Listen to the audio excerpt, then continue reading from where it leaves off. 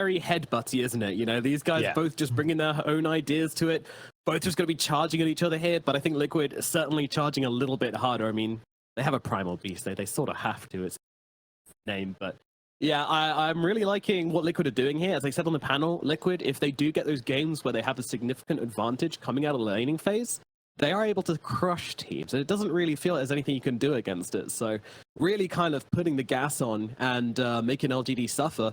They're going to have to kind of weather the storm a bit and come out the other side. But if they do make it to kind of like any sort of mid to late game, it's going to get very even very quickly. And with the Faith Beyond Enigma, there's every possibility they can get a big team fight and turn it around.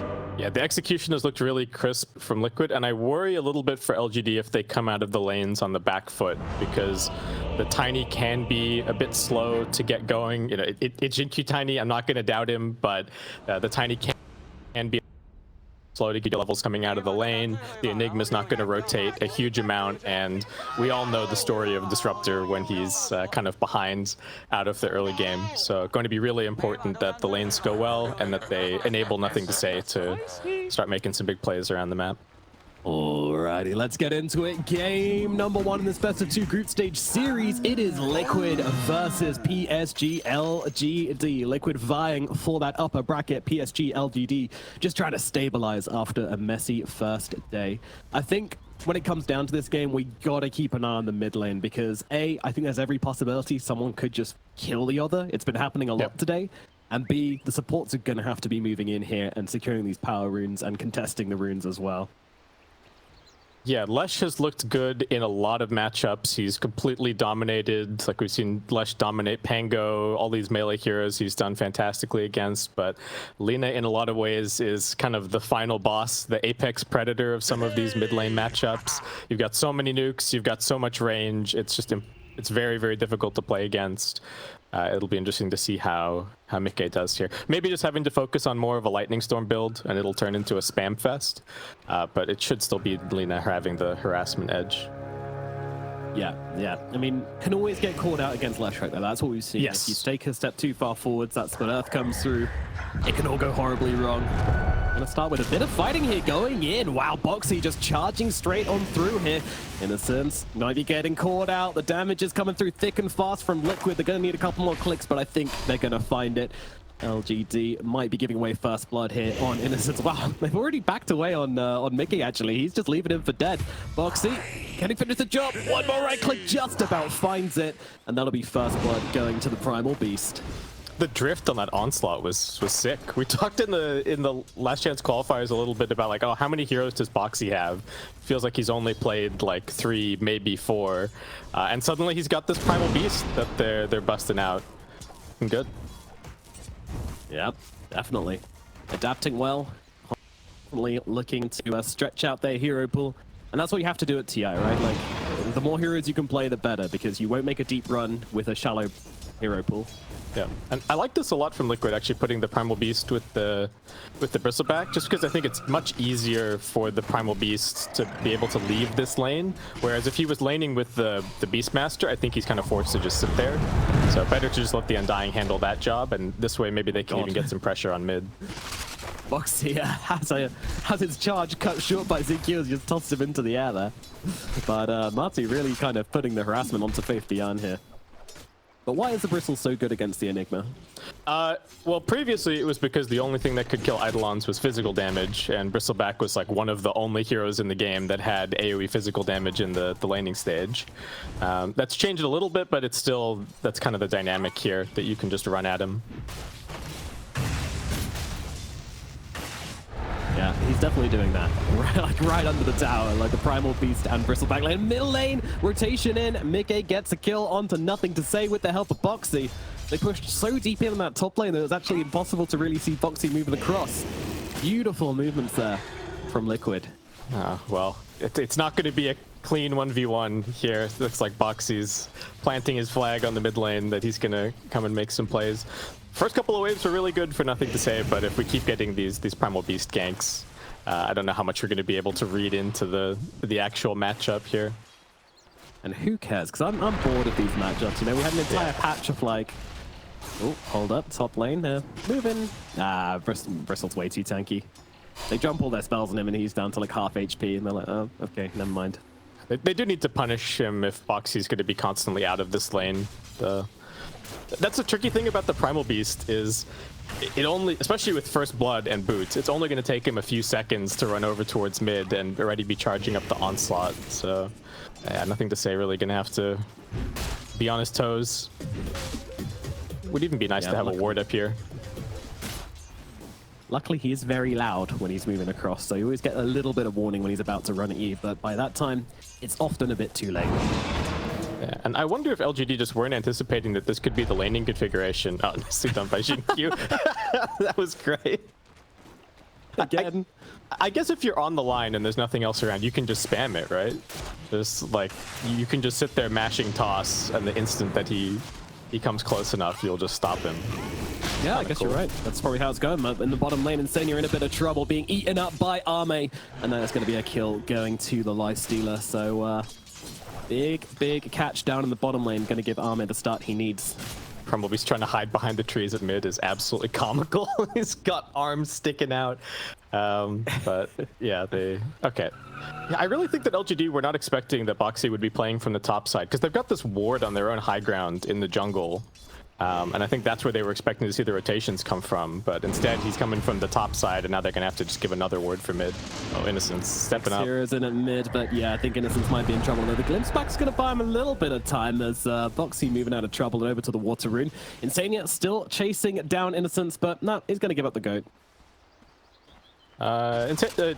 Innocence can still just head back to the fountain, give Nothing to Say a reset.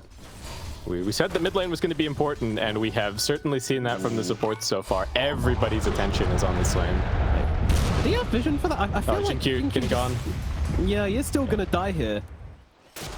I almost feel like he preemptively casted that avalanche up on the high ground there. I'm not sure, to stop himself getting stunned, but he had an obs until it got dewarded, which was not too long ago. So I think they had an idea. Yeah. Standing up for that. Well, does go down all the same, but was able to grab his team the bounty rune, so not a completely meaningless death, but still probably not a great trade either. He denied the bounty, he comes back in, he refills the bottle. I don't think he's too unhappy about how that's gone.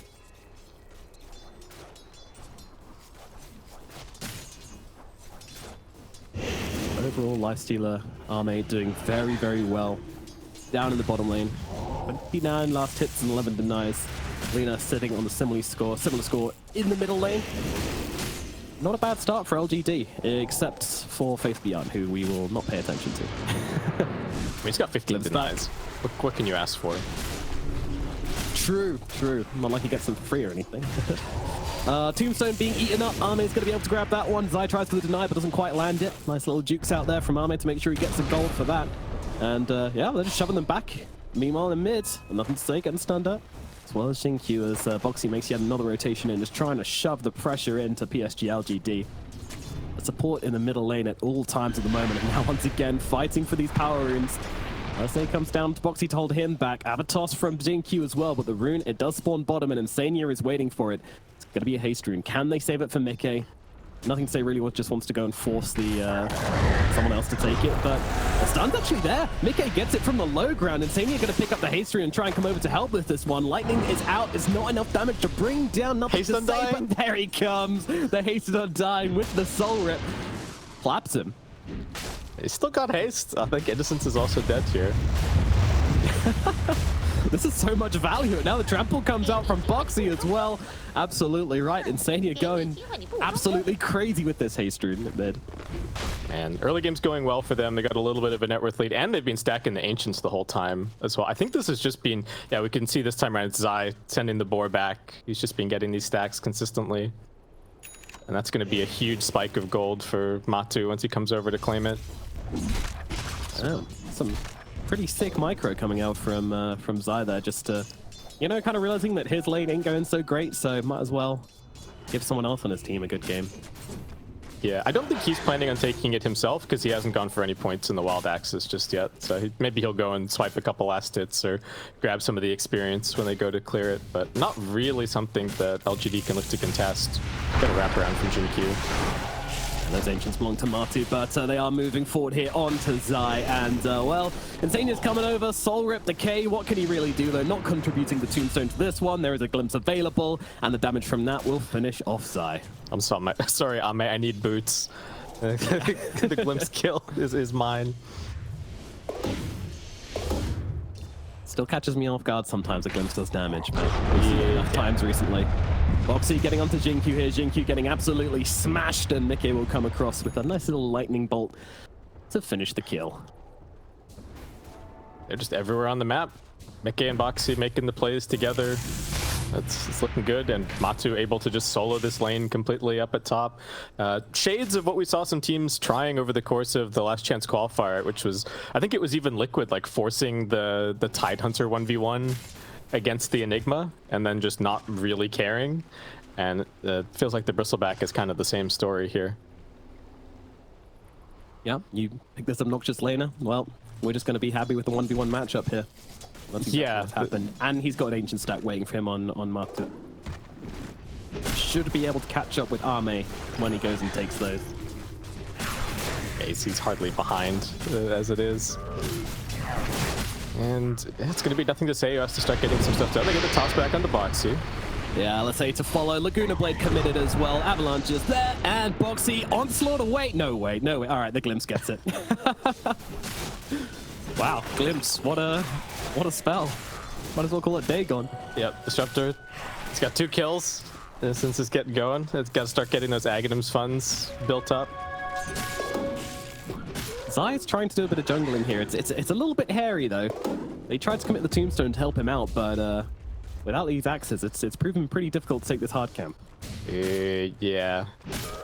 He's floating a skill point. I wonder if he's thinking, like, if I take the axes, then I can farm this, and that'll get me, maybe that gets me the roar. Probably trying to curate this camp a little bit as well for when his Helm of the Dominator is ready to go.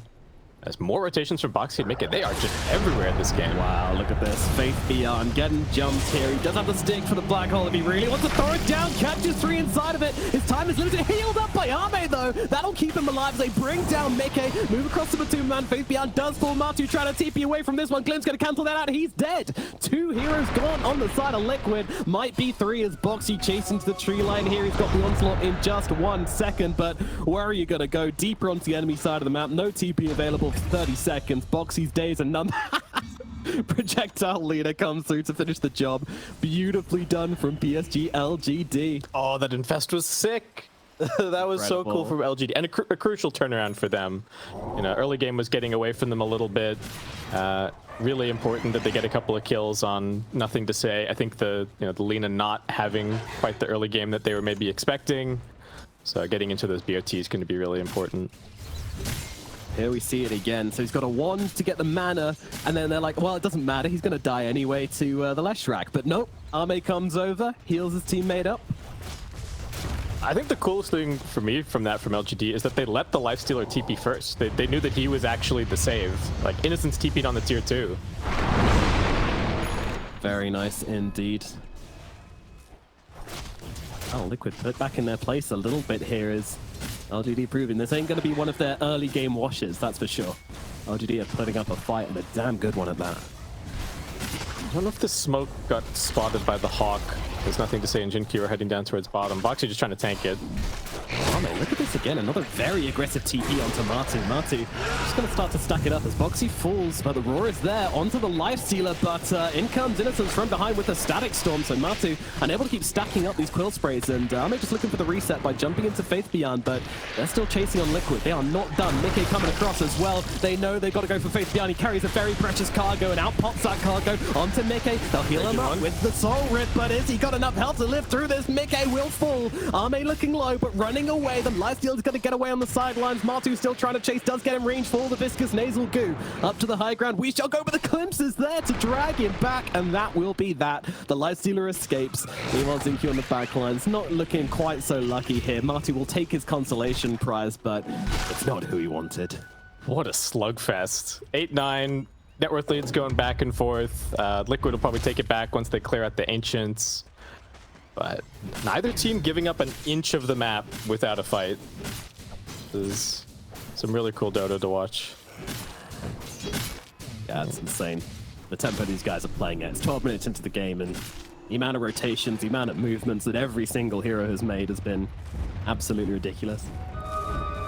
Out of all of this, Faith Beyond kind of struggling. He doesn't even have boots yet. He's just trying to straight rush the Wraith Pact as fast as humanly possible. I think we've probably seen it faster than this, just based on the fact his net worth is not looking incredible. And he's sitting right on top of a Hawk currently. So. Yeah, and Liquid, they're going to come over. They got the level 6 on Boxy, so this should be a fairly straightforward kill here. Nothing to say. Ooh, I'm not sure that's a neighborhood. TP's in and just immediately leaves. Like, don't mind me, guys. I'm just here to farm. You do whatever you want. I'll see that creep wave in a second. Faith who? Oh, Static Storm getting dropped onto Insania. It was just dewarding. He's dead. Yeah, Zinky's there to follow up as well. Just give them the damage they need. Dying a support's death. Well, I mean, where does the dust settle here? I kind of feel like it doesn't, because everyone's just kind of even at the moment. There's no clear advantage. Whose turn is it to make a move? My concern for LGD is still kind of the Enigma and the Tiny. Enigma especially, net worth is looking tricky. Jinkyu, they're giving him the lane dedicated down at bottom just to grab his blink. He's actually 1,600 gold towards it, so if he can get that before anything else crazy happens, that's going to be a pretty big deal. Yeah, that seems unlikely with how the pace of this game has been going, but to be fair, Liquid seemingly splitting up a little bit and doing a bit of efficiency play at the moment, so... Maybe yeah, they're taking a second. I think they're waiting for the Ags on the Bristle, the Bloodstone on the Lesh. Both of those are coming up pretty quickly. So, I think Jinky's going to have the time. Yeah, it'll be interesting to see how the Bristleback does. This was the carry for a little while, and then he got a whole bunch of nerfs, and just not quite as strong necessarily as he used to be. Some of that was base nerfs, some of that was talent. And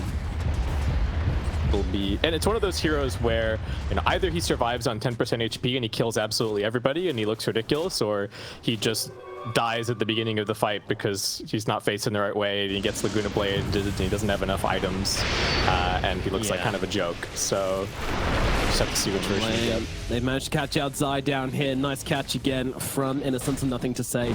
They close the gap onto this Beastmaster. LGD getting a bit of a punish coming in. Liquid looking for some counter aggression.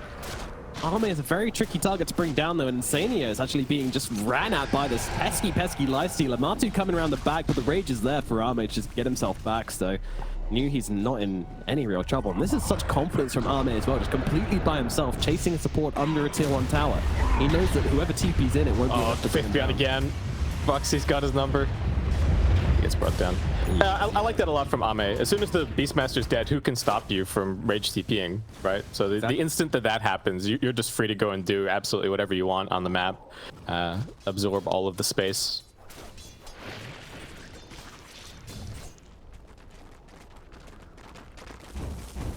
They're going to be a very interesting game. So Bristle is now 900 gold off his Aghanim Scepter. And again, it seems like Liquid are being a bit patient and waiting for that, even letting their middle tower fall. My one concern is that after this BKB, the traditional build from Lina is going for the Silver Edge, and I imagine that's going to be the same this game, because you can break that Bristle and maybe find an opportunity to kill him off. Yeah, nothing to say not really committing one way or the other to the physical damage or the magical damage build.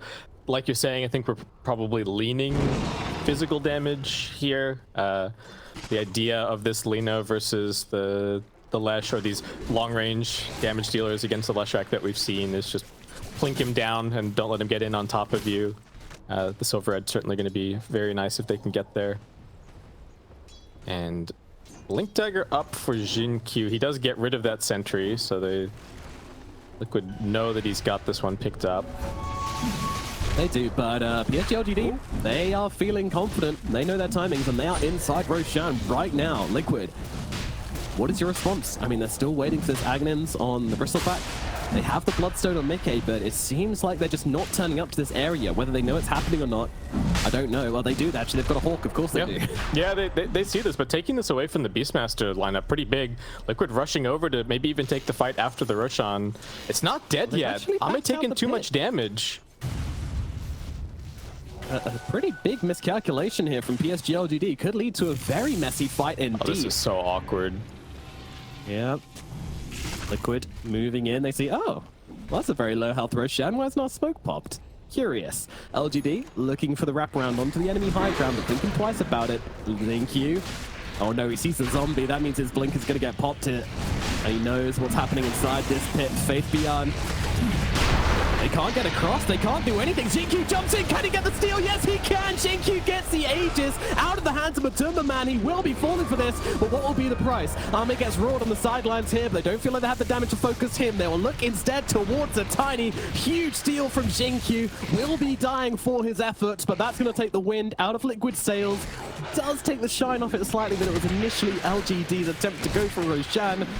It's very complicated in this game, basically. Yeah, I think that's still overall what LGD wanted, right? Like you say, it kind of slows the roll from Liquid. The plan a lot of the time with these Beastmaster lineups is roll down the tier 1 towers, head into the Roshan, gear that up on your position 1, and just keep on trucking. So for LGD, it just has to continue to be this bend but don't break playstyle. And they're making it work thus far, but as we've seen, Liquid are hitting some pretty massive timings. Yeah, they are.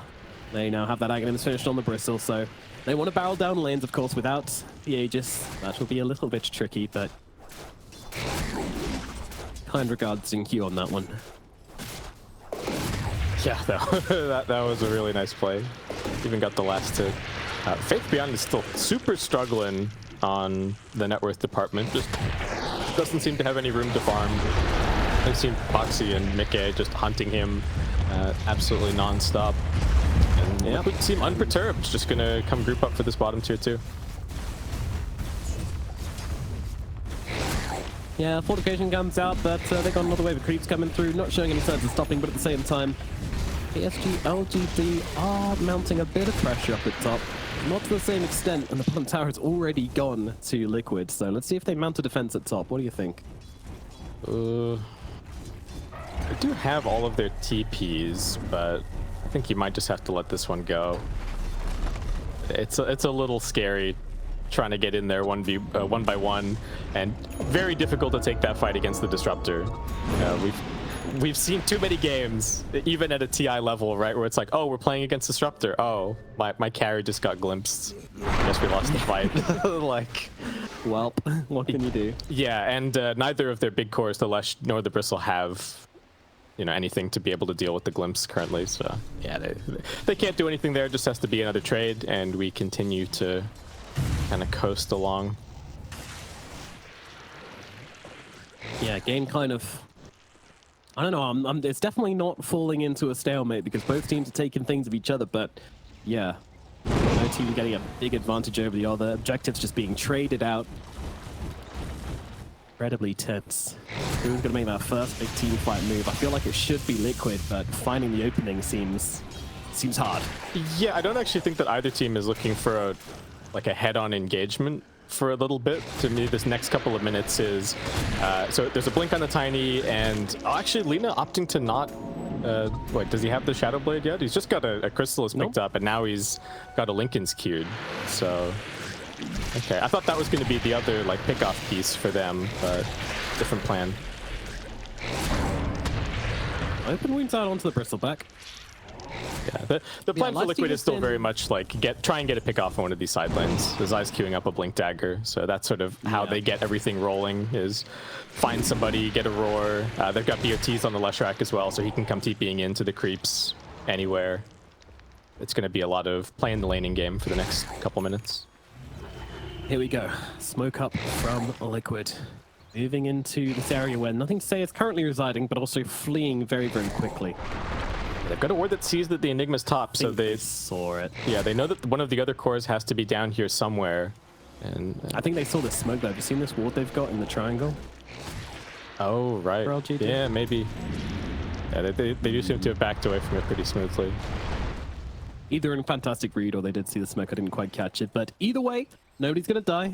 Liquid just moving into the jungle, taking this area of the map, but Again, you know, LGD will just spill out into the top half of the map. So it's kind of like this line between the two teams is constantly morphing, constantly changing, but it's never really leaning one way or the other. The map still belongs about 50-50 to each team. Yeah, you can see that on the net worth as well. It's just, we're kind of flatlining. We haven't moved past a 1K advantage for a little while. This is a very, very close game. Almost got the Scotty up on the Lifestealer, so Ame very much the plan in the team fights is just go in, latch onto somebody, and that's kind of it. You can't ever really afford to back down. Hopefully your supporting cast is just going to bomb all of their spells around you and you're going to be absolutely fine. But we haven't had over a 2,000 net worth advantage in this game yet, I don't think. Yeah, just looking at the graph here, there's no point in the game where... Yeah, keeping it close. This is the kind of Dota that we like to see. Yeah. Well. But I mean, you know, as I said on the panel, and also we mentioned with this draft as well, Liquid, with this draft, they could have tried running at LGD, and they did try running at LGD, but LGD were able to answer them in quite a few kind of little plays, and now we're sitting a stalemate in 23 minutes. Has to feel a little bit LGD favored. I think so. I do favor their lineup going a little bit later. The Bristle is not the kind of raid boss carry that he once was, and I think the Lifestealer has some really nice matchups this game. Yeah. And then not to mention the Enigma. You know, we talk about the Disruptor as well going into the later stages. So yeah, I think this is good for LGD. Yeah, you've kind of got these two disco ball core heroes on the side of Liquid. Hang on, Boxy might be caught here. Innocent sees him. More interest in the wards first, Glimpse after. But the BKB's out from Boxy, so he's just going to let himself live. Dang. If his early game hadn't been so good, he wouldn't have had that BKB at that point. Box is putting in work, and that is going to keep him alive. LG might be able to go and look for another one. You know, lanes are still not in a terrible position. They can just let the Eidolons do the job at mid. But actually, Liquid, I think they've just hit 2 more BKBs. Yeah, Mickey's got, Matumba Man's got. So this is big timing for them. And they've got the blink on the Beastmaster, just lining everything up at the exact same moment to go run at LGD now. So do you think that the Lifestealer is strong enough to just walk into the middle of this fight with all the Liquid's got going on and just hit either the Bristleback or the Leshrac with open wounds and survive through it? Yeah, I think so. So long as his team is nearby, so that if a roar comes out, they can like punish with an avalanche or blink black hole. I think that's very much the plan for LGD. Matu. There's some brave positioning from them. BKB going to be hot from Matu straight off the bat. They're looking for the targets. They want to bring down Faith Beyond. No black hole. Does get used. Immediately killed off though. As they look on the sideline towards nothing to say as well. BKB and Lee, but the Roar is out onto Lifesteal. He talked about his team, but they are not here. Nobody is home for the side of PSG LGD, and they will run down Ame. No response available from the PSG LGD side. So Liquid will be taking this fight. Dang. They were just not expecting them to be right there. Faith Beyond in a positioning a little bit compromised. They wanted to move forward, but Lifestealer just too close to the Enigma. Lifestealer needs to be the first point of contact. Instead, they just walk right past him and bop Faith Beyond. Yeah. The Bristleback hiding in the trees, using guerrilla tactics in this game, but working absolutely beautifully. That's no Monkey King, that's a Bristleback. And it's going to be quite a lot of punish on the map, especially now that the black hole is on cooldown. Faith Beyond dying like that does mean that they're probably going to have to surrender just a huge chunk of the map to Liquid at this point. Yeah. Liquid, though, they're still not willing to push for any objectives right now, just because they know that Roshan is in the respawn zone. If they end up messing something up here, feeding away a kill or something, then it could backfire on them massively. So I think that's why they're not committing, right? Yeah, and a little bit of good luck for LGD in that the Roshan respawn ends up being almost exactly the black hole cooldown. So they're going to be able to get that back up. Jump in, middle lane. It's going to be the Tiny caught out this time around, and Jinkyu doesn't have a play out of this one. He's going to end up dying. Poor old Tiny. Reduced to dust.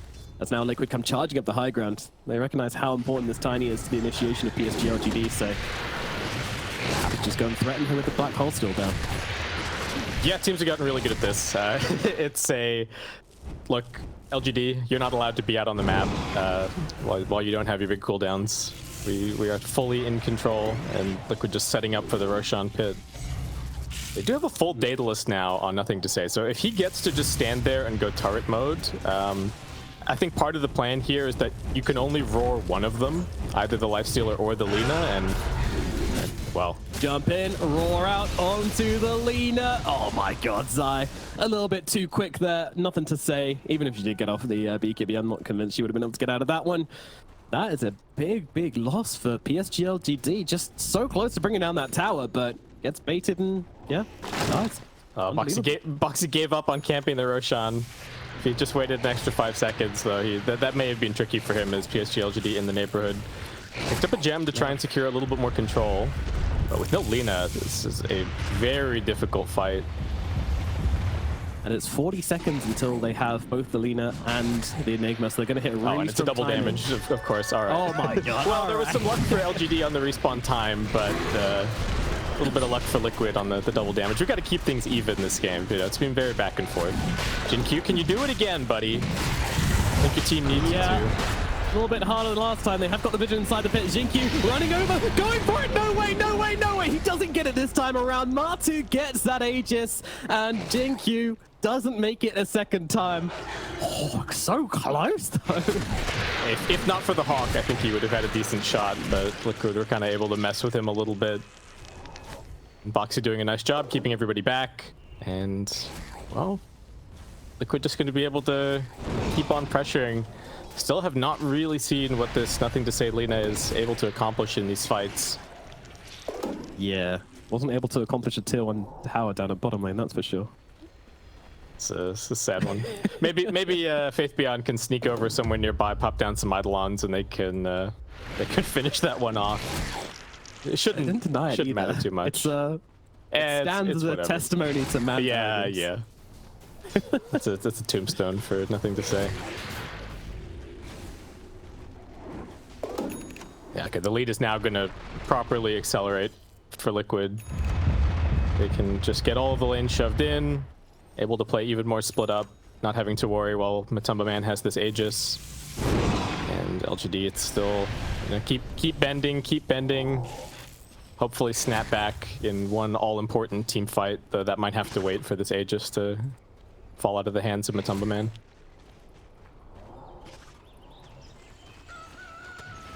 Time for LGD to sweat, and time for them to be trapped.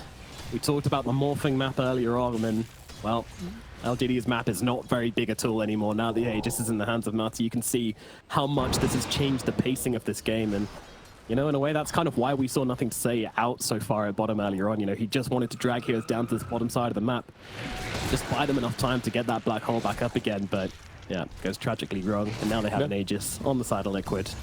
And if he had succeeded in drawing like one TP down to bottom and then leaving, and then that had been right around when Roshan respawns, like could have been a completely different dynamic around the pit.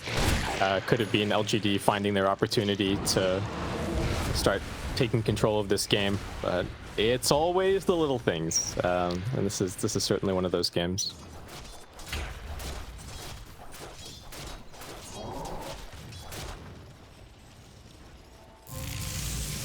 Yeah, we do. Okay, we're going to have the Lincolns on the Lina. There's not that many ways to pop it, but it's also not impossible for Zai to deal with it. So we could still see this roar coming through, and that is. Can he? Yeah, I guess he's got the Humble the Overlord or the Hawk Shard, right? Yeah, exactly. Okay. Two options of possibly popping that Lincoln Sphere, but of course, easier said than done. LGD are smoked, and they're even popping a drum charge just to get out on the map a little faster and see what they can find. They know that somebody's going to come to this top wave. Mickey even blinking forward. They're pinging him now. There might be more heroes than they expect up. Yeah. Liquid have a contingency plan. Oh, it's a drag race. Liquid are actually driving away from PSG LGD. LGD trying to pick someone off the back here. It could be a dream entry to the fight. It could be awful as BKB pop from Boxy. No hesitation as he jumps in, grabs the Undyke, smacks it into the ground, but it's Arme on the backlines trying to get on top of Mickey, and they take down the big boy. Faith Beyond is gone, so is Mickey. But Matuma Man looking for revenge, trying to get on top of Nothing to Say, and does so with ease. And now looks to his next target. That's going to be Innocence. Oh my god. Gets smacked into oblivion. Arme moving to the tree line, needs to get away from this one. TP just comes off cooldown. Its rage just runs out. Doesn't even matter though. The Primal Roar is there. Pulverizes in, and Arme is out. It's a triple kill for Matuma Man and a full 5-man team wipe for the side of for the side of Liquid.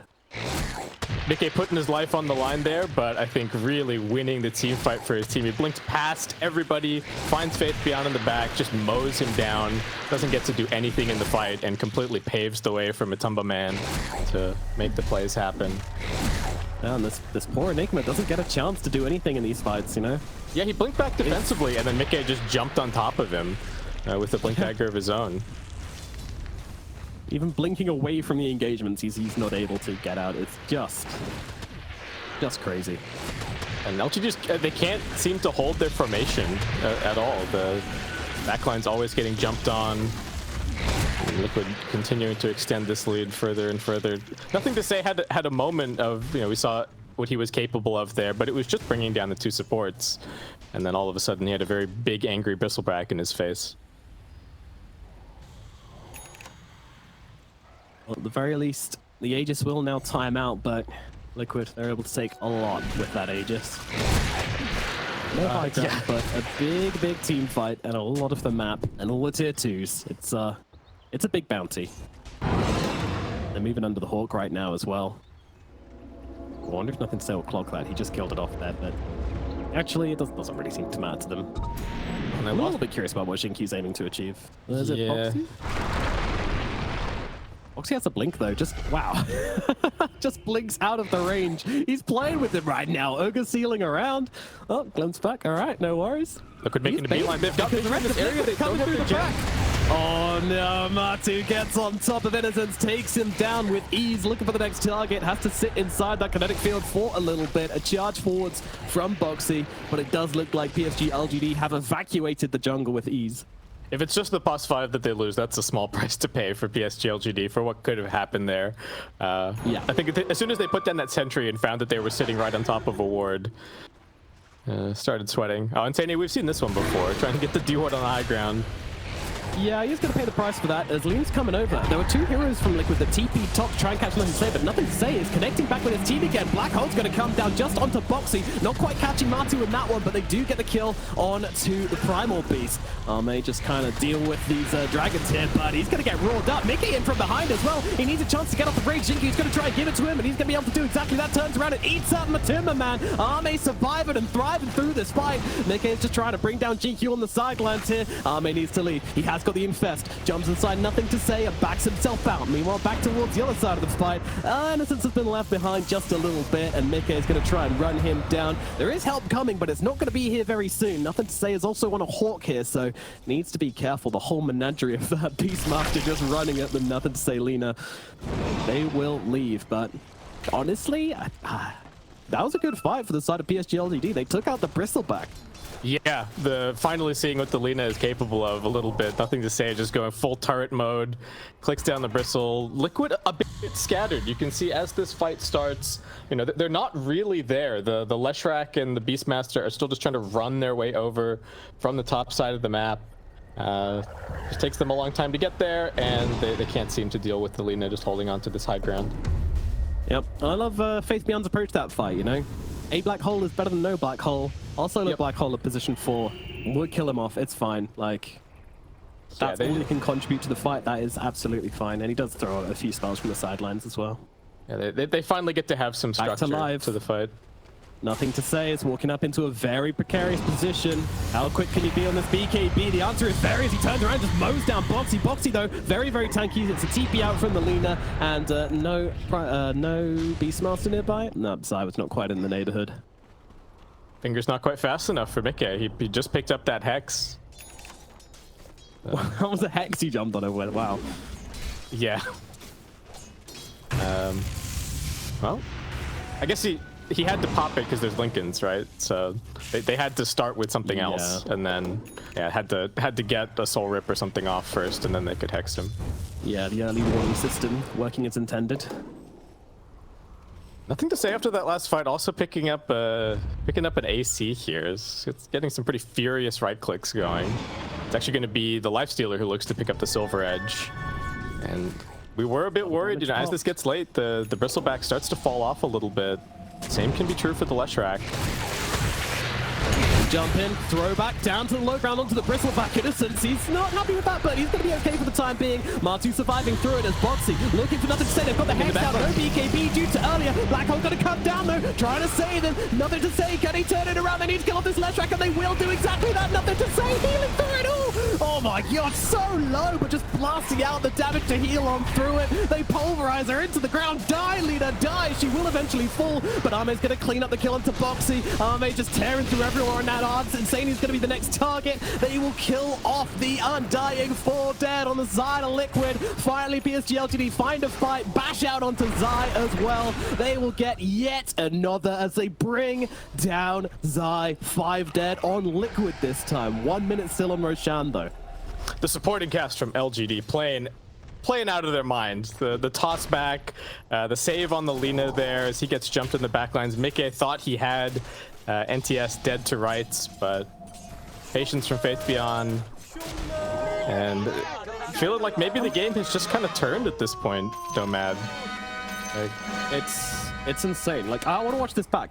Where was this lifesteal coming from? Was that just from the Enigma, from the Wraith Pack Totem? Is that how much damage Nothing Sales pumping up? Look at that. Yeah, I don't know if there was like an open wounds that had spread to somebody else or something. You know what? Yeah. He got a little bit of a heal from the Lifestealer as well, but yeah, it's pretty crazy.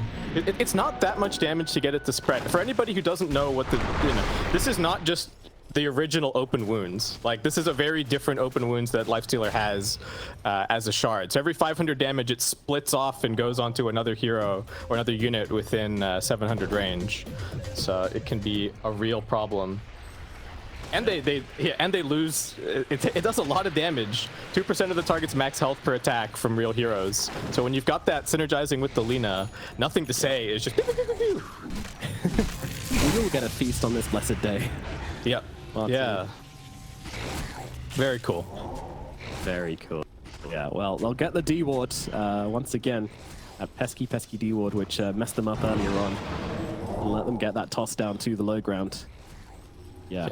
I mean, I think they even had Obs and Sentry there, but it was Innocent smoked up, walking to the hill, pops the ward down.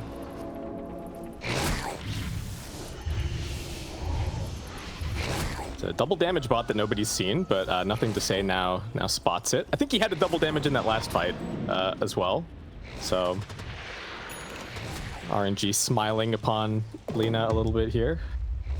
Well, you know, Bristle did get one in front of the Roche pit earlier. So yes, it's only fair. All's fair. Give a couple to the Lina. You know, gotta have room control. If you don't have room control and you don't get a DD, then you can hardly complain about it. Hawk's coming over, but Zinky said no. Hits it with his tree. 25 now hit on the Leshrac though. It's got those Diabolic Edict explosions, so, you know, mostly very, very good for pushing, but not bad in fights either. That damage can start to stack up. Yeah, it does give them this kind of potential if they win a fight at this point. Could be staring down the barrel of multiple lanes of Rax gone. There's nary a buyback to be seen in this game. I think there's just 3 available currently. A couple of heroes just working on the gold. Yeah, everyone kind of feeling like there's going to be a bit of a lull in the action. But Roshan is now back up, so it is go time, and PSG LGD doing the move. Interesting that actually the Edict explosions are going to synergize somewhat with the Viscous Nasal Goo, right? With the anti-armor from that, so could do more damage than we're used to seeing. As Marty just run into everybody, toss back though. They want to bring him down. Marty getting straight on top of the leader, but the leader just out-damages him massively. Down goes the Bristleback. Xingqiu being beaten up by Boxy. He's trying to get the return kill here, but the Black Hole coming out onto 2 as they swing around the back lines here. Leader getting beaten down by Mickey, but Mickey, he getting beaten down by Arme. Both the cores turn on him, tear him apart. You can't fight into that, not without your Bristleback. Another huge tossback coming out from Xingqiu, and there is just nothing you can do about that. Martu just too far on the front lines for his team to follow. Beautiful toss back from Jin-Q. The damage from the double damage Lina looking absolutely ridiculous. They just can't seem to kill him. Once Matu's down, you know, Mickey tried his best, but he just doesn't have enough to get through both Ame and Nothing to Say, as Faith Beyond is finally starting to find these black holes, getting into the later stages of the game, and now well and truly feeling like LGD have taken control of this game. Bristleback managing to get off 1,900 damage in that fight. That is all. Meanwhile, the Lina, 7,500. Yeah, they just haven't been quite as connected on Liquid in these last couple of team fights. So I think that the previous ones, it's been all five standing strong together, and the last couple of times, just Jin-Q yoinking Matu back onto their side of the team fight. Nothing to Say solo again, but those open wounds just blasting him back up to full HP. And now PSG LGD, they've taken one lane of barracks. They're gonna take a second. Liquid, now the buybacks to answer. Oh, and by the way, they've got an Aegis and a Refresher Shard, in case you were wondering. So yeah, they are decked out. Yeah, I don't know what you can really do on Liquid at this point. It's not too much more scaling for the Bristle. He is going to get his level 25 talent, which is a pretty big boost, but not as crazy as it once was. We're not going to be hitting that kind of 1,000 damage Bristleback mark. It's got to be some kind of pick off.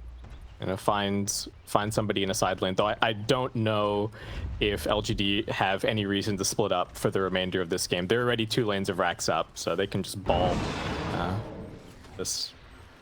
Yeah, they're best friends now. They're going to hold hands and skip around the map together. And Liquid, they'll have a hard time breaking them apart. 3 years together, this team. The bond of friendship is very, very strong. I don't think you want to play Red Rover against LGD. he's been sending Matu over every single time, and he's not very happy about it, I have to say. Yep. Yeah, I mean, how else do you approach this fight, though? Because there's no way you can let anybody else go on the front lines here. Like, Matu is the best hero to get thrown into the entire team. I think no hero. Yeah, you got to try and find Faith Beyond like they did in a couple of those previous fights, but he's got a Ninja Gear. So, yeah, Ninja Gear, Octarine Core. He is permanently not spottable. Yep. And in case you're worried about Nothing to Say, he now has an Aegis, the open wounds healing, which is basically a Satanic, then an actual Satanic.